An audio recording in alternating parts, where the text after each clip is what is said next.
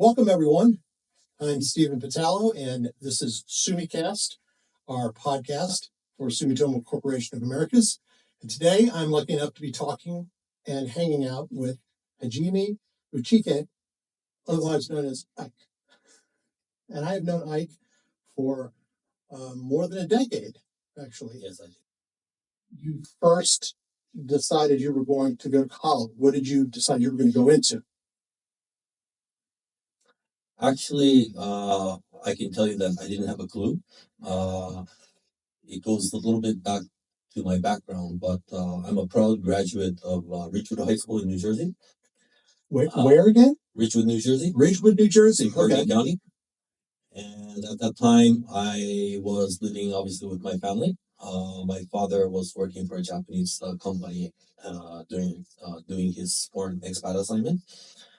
And I had the choice to go to a college in the United States or go to college in Japan. And the reason why I went to finally decide to go to school in Japan is that I had grown up in the United States for about 13 years until that time when I was 17, 18 years old. And I really wanted to kind of just learn more about Japan, which was my home country. So I really didn't have any educational aspirations. It was really more about learning more about my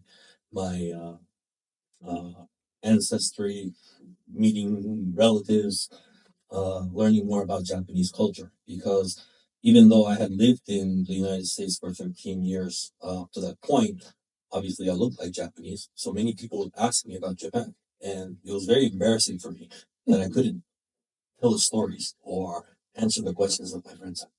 So that's kind of like the short answer. Well, how much family did you have in Japan? Well, at that time, all my cousins and my main relatives all lived in Japan, so it was basically our family. Okay. So living in the U.S. So your parents were the only ones that came over to New Jersey? Yes. Now, when you decided to go to college in Japan, what did you decide you were going to study? So I did study political science, but the truth is that I spent maybe 5 or 6 days a week on the football field playing varsity football at my school. So, and the reason why I did that was Girls. No. Actually, it's because I thought it was like the most different society compared to America, where America was really more about. I thought at that time, my impression was that even education, sports was really about having fun and excelling in what you like to do. And in Japan, there's a lot of hierarchy. So, and the biggest hierarchy kind of symbol in Japanese university was we call taikai, which is the sports varsity teams, where you may be surprised, but the freshmen cannot talk to the seniors directly, for example. It's very, very tough, and seniority is very, very important. And, at that time, it's 30 years ago, so things have changed. But at that time, like I said, going back to Japan was the purpose to really understand the Japanese culture and trying to see where I fit or not. So I decided to jump into the most, let's say, conservative environment that I could and put myself in a situation where if I could adapt or not. Okay. What did you decide to study when you got to college? Yes, I majored in political science. And I did have a lot of interest in that area because of, I think, my experience studying abroad, and there was a lot of diversity. I was interested in international business, things of that nature. Okay. But I also did try to expand my education by taking a lot of different optionary classes that again suited my original ambition to go back to Japan. Like, studying about Japanese history, literature, Japanese politics, things like that. The period of time between you going off to college, actually finishing college, and starting at Sumitomo, about how long, or did you right out of college? Yes, right out of college. I joined Sumitomo 1995 April. Now, what was your first assignment? I was assigned to our energy group. And at that time, my specific responsibility was really supporting my senior, let's say, senior leaders in promoting a investment in Qatar to develop a natural gas project that would produce and liquefy and sell or import that LNG we call liquefied natural gas to the Japanese. Okay. Now let's fast forward to your time in, is it Denver or Houston? Actually, it was New York and Houston. So in 2008, that was my first assignment abroad. I had the opportunity to come to New York, and I still remember stepping down on the airport at JFK with a very excited feeling, because obviously working abroad was always a dream for me, and one of the reasons why I joined Sumitomo. And I spent 2 years in the New York office, and then I moved down to Houston, Texas, and was there for about 6 years. And also a boy from New Jersey, getting a job in New York. Yes. It's every New Jersey boy's dream, isn't it? Yes. Yes. So when you get to Houston, can you talk a little bit about what you were working on and then how that transitioned to Summit Discovery Resources? Right. So when I was in New York, my responsibility was the new business development. At that time, the energy business in the United States was really focused on trading of oil products as well as natural gas. We still have the company Pacific Summit Energy. We were at the very early stages of that company, but the mission was really to expand our business more into the investment side. So we were doing a lot of sourcing of deals, and once we decided to invest in a asset in Texas, I moved now to Houston from New York. So my job at that time was really setting up our office and hiring people to manage our new investment that we just completed. It was a very small investment, about $15 million, but it was a very strategic, important project for us. And it was really our kind of first initiative to invest in oil and gas assets onshore. Now, can you take us through exactly what happened with Summit Discovery Resources? Because I think one way to put it is that there were a lot of lessons learned. Yes. In 2000, I would say 12 or 13, based on the early success that we had in the initial assets that we purchased, we decided to make a additional acquisition of natural gas assets in Pennsylvania. The area was called Marcellus. But we probably invested another $150 million at the time to acquire some new assets in that area. Now, I think it's important to note that at this time, shale gas was like the big word. That was the big term, the big thing everybody wanted to do.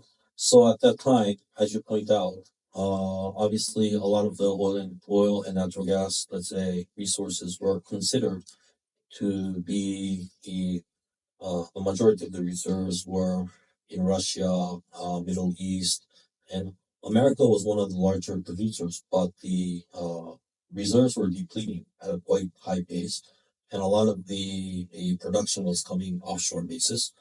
But due to new technology developments, there was a commercialization of shale gas, and we call shale oil, which was really extracting oil and gas from very hard rocks through a new technology breakthrough called, I just forgot the name, but it was really fractured, yes, fractured process. So There was a big wave. And then that became the term fracking. Yes. Right. Okay. So at that time, there was a very big wave and excitement in the oil and gas industry in the domestic market here in the United States.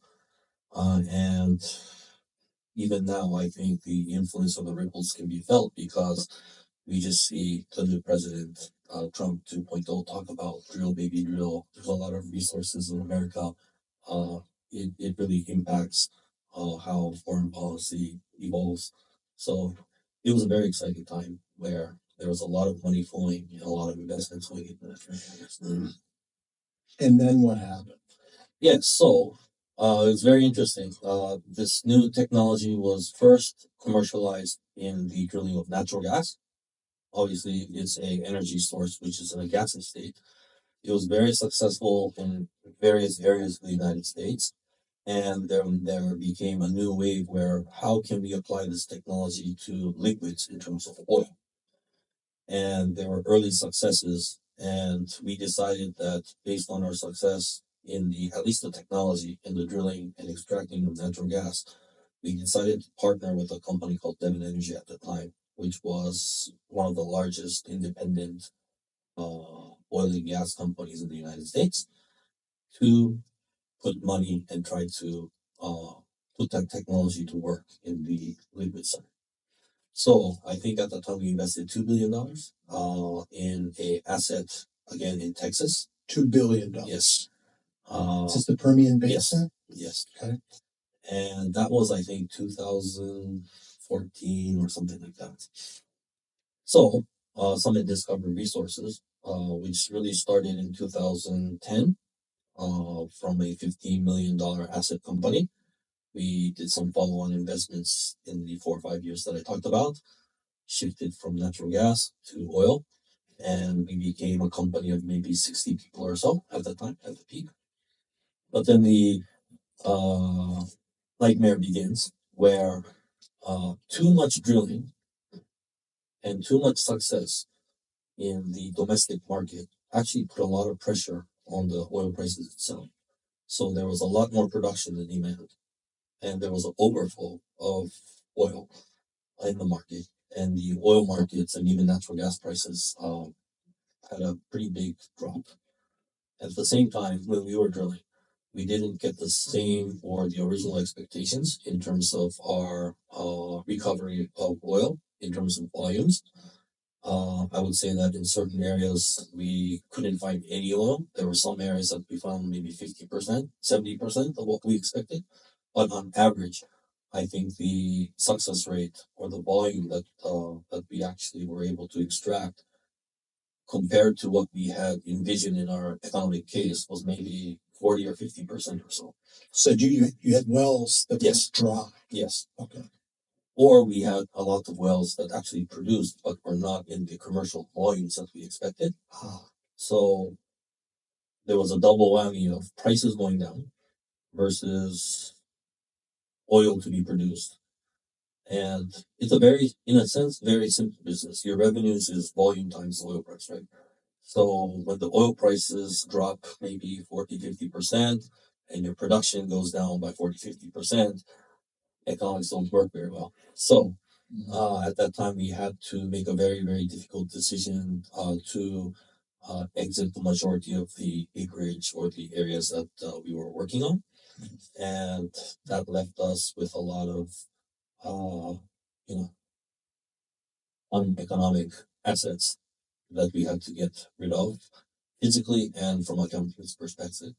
And we also had to downsize our operations a lot. So, the biggest thing that, or the biggest thing that for me was, which really hurt was, I had to lay off maybe 30, 40 people that I hired directly over a period of 3 years or so. So, not just the business side obviously has a very big impact, but even from a personal standpoint, it was a very tough, I would say, 2-3 years for me. Now, what is the big lesson to learn from this experience? I mean, it seems like something that all the elements were there for, enormous success.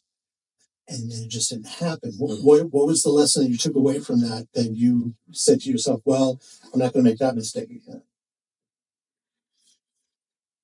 I think there are many lessons, but at the same time, I do think that there are certain characteristics of timing and uh, everybody did the right homework. We did a very diligent process to really think about, does this investment make sense for Sumitomo? What are the risks? What are the rewards? I think we spent maybe 6 months or so within the corporate and business groups to really evaluate and make a decision whether to go or not to go. So I don't think that we cut any corners or things of that nature. I think we really put our serious efforts to really think about this investment, whether it made sense for Sumitomo. And the only I would say the regret or is that I think that we invested too much in one asset. Like I mentioned, the first asset we did was only 15 million. The second was maybe 100 or 150 million. It's still big. But when you compare the third one, which was 2 billion, when you think about portfolio management or when you think about the risks involved with oil and gas, sometimes you probably need to maybe put your eggs in more of a portfolio rather than one basket. Maybe it sounds a little cliche, but I think at the time, since the market was evolving and growing so quickly, there was a sense that we also wanted to grow at that speed. But I think it was a very big investment, not only for our energy group, but all for Sumitomo. So it had a very big impact on the company itself. So I think that's one of the things that I've learned is that you really have to think about the worst case. And you also have to think about, when you're in a deal, you're very excited. And everything kind of seems like things are going to be very well. But there are things that you can control, but you cannot control. And when certain bad things happen, you really have to be ready for it, and the company has to be really ready for that as well. So maybe that's the one thing that I do feel that at that time we had maybe overlooked a little bit the worst case scenario. What would be the worst case scenario for us if that happens? Yeah. Um, so let's talk about the 10 years since then. You still with Sumitomo. Yes. You are here in New York for one of our managers' meetings where, different reports and different things going on. Can you tell us about where the areas of business that you've been working on have come sort of over the course of that decade? Okay. So, in 2015, I returned to Tokyo. My job assignment was really more related to verticals in terms of mining and oil and gas. And the function was recreating our upstream investment strategy. So at that time, not only oil and gas, but other critical mining materials such as copper or others. We also had some struggles within Sumitomo in terms of the upstream investments, where we had recognized a lot of losses due to underperformance of these assets. And there was a very big review of what does upstream mining and oil and gas mean for Sumitomo in the future. What are the right approach and new strategy that needs to take place for us to, again, as you point out, we did a lot of projects. There was a lot of successful projects, but also very unsuccessful ventures. And, the company really wanted us to review. And I think we had the responsibility to our stakeholders to really exemplify what did we learn and what are the new strategies in place to continue that business. So actually, under Mr. Ueno's leadership at that time, Mr. Ueno was leading our group in energy and mining. So under his guidance and instructions, there was a group of people, including myself, that had a lot of experience in that area to recreate kind of the mission and approach and the strategy for that business. So I did that for actually 7 years. And I thought it was very interesting because I myself went through that experience or that journey in Houston. And it was a really good time for me to reflect and think about some of the mistakes, learnings, but also opportunities and our strengths as Sumitomo of what we can do in this industry. So it was a very gratifying moment for me. And I think that new strategy is still in place. And some new projects have been implemented and executed. So I think we're back on the right track. So it's very gratifying. At the same time, my personal request was, or my ambition was, I wanted to go back to Houston, or I wanted to go back to oil and gas or mining in the front line to make use of my learnings and build a successful venture for Sumitomo. But for some reason, 3 years ago, I was told that I was going to move to the agriculture space. So almost, I think I was maybe 48 or 49 years old at the time. First time for me to look into the agriculture industry. So it was a very big challenge, and but now I'm in São Paulo, Brazil, really in charge of our agribusiness and life science. Now, what are some of those projects that in the agribusiness that you're working on that you're really excited about right now? Yes, so actually, you may have heard of companies like Agro-Amazonia or Summit Agro, South America, Ihanabras. A lot of my past people who were in the agri group have built a very strong and diversified business portfolio in South America.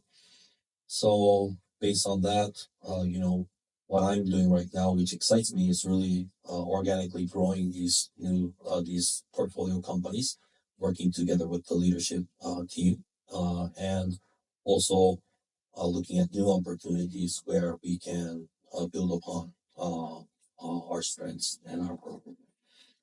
So, from an industry leading standpoint, Mhm. what are the things that Sumitomo Corporation is doing right now? What is that in terms of agriculture? Yeah, so I think that And not just agriculture, but agrichem, I see. that end of thing. I see. The areas that you're involved. I see. Yeah, so I think the most interesting opportunity and one of the I think opportunities for Sumitomo based on our experience and know-how and strength is that we feel that we can contribute to society as well as agriculture itself through introducing the best, let's say, uh, products and services that we provide to our customers, who are the growers. And the basic idea is bringing new technology, new products, new services that will support the growers to become more of a efficient producer of agricultural products, and that will essentially help the world uh, by providing a stable supply of food.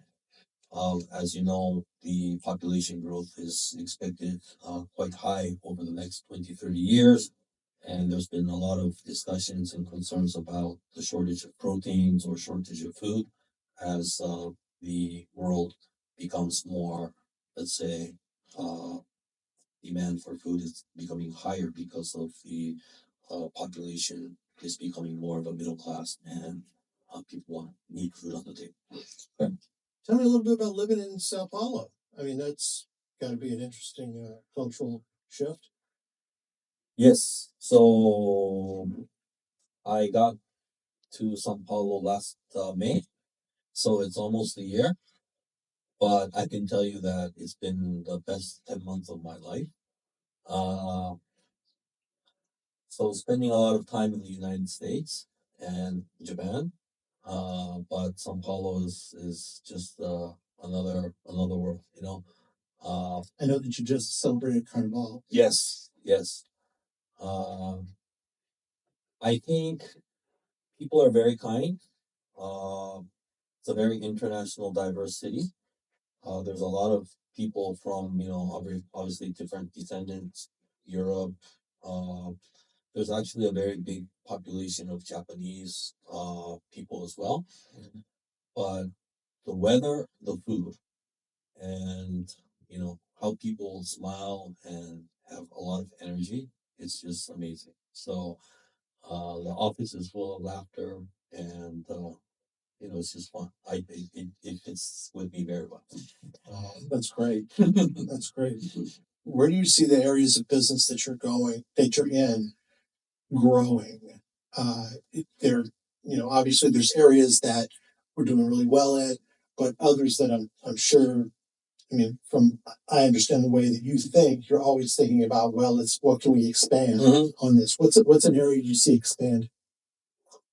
Yes, so I think that so I'm in charge of life sciences and agriculture, food, and I think all areas, verticals have obviously opportunities, and I think that's the biggest attractiveness, like a company for like Sumitomo. Obviously, we have investments, we have businesses ongoing. We also obviously do our PDA cycle to review the performance, and we also look to the future, whether we can continue or maintain this growth. But we will always change our portfolio.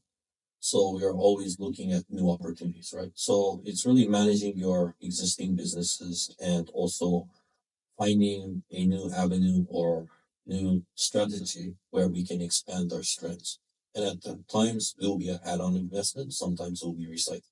But the point is that we try to create the biggest value in our existing portfolio, but we always are opportunistic to look at new opportunities. So the point is that every vertical, whether it's cosmetics, agriculture, food, life science, we are looking at new businesses, and that's very exciting. But at the same time, there's going to be short time, let's say, volatility or hiccups in the market that we can control. Right now, agriculture is in a very difficult place. Generally in South America, especially Brazil, the agriculture industry is struggling. And the reason for that has been a lot of the weather related issues where we had a very, let's say, unexpected cycle of weather in terms of rain, heat, things of that nature. So the production or the business environment for our customers, which are the growers, have been very tough over the last 2 years. So the business has slowed down, and we've had some problems and difficulties, to be honest, in Brazil right now. So uh, I think some of you know Agro-Amazonia, and some of you have met Roberto, who is our CEO, who has done a very good job after our investment in 2015. But we have been growing a lot. But this year we're going to go down quite a bit. So I think that short term, yes, we have to cope with the reality. We have to adapt to the environment. We'll probably have to make some difficult decisions, but it's really to build and protect our assets that we have for the future, right? So everything is exciting. I'm not being very pessimistic, but I think there's a lot of growth opportunities not only in South America but for North America as well. And as you can assume, like life sciences, agriculture are all related to the health or kind of healthiness or wellness of people, as well as the growth for our not only people but yourself being healthy. So I think it's a very fulfilling and gratifying kind of industry to be in. And again, things are rapidly changing. So, you know, something that you saw yesterday that was not interesting can certainly become an opportunity tomorrow. So we have to keep our eyes open on all. And again, looking at what you can do right now is also very important, but always having the view to look into the future is something that we're trying to pursue as a group. That's great. That's great. Now, you're in New York for just a moment. Are Mm. you going to get over to Richfield, New Jersey, and look at the No, old high school? Or no, but tonight I will go to one of my favorite Chinese restaurants in Upper East where I went 30, 40 years ago as a high school kid with my family. So I look forward to that. Wow. Okay, that sounds great. Well, thank you. Thank Thank you very much. Thank you for your time. Yeah, thank you very much for being with us.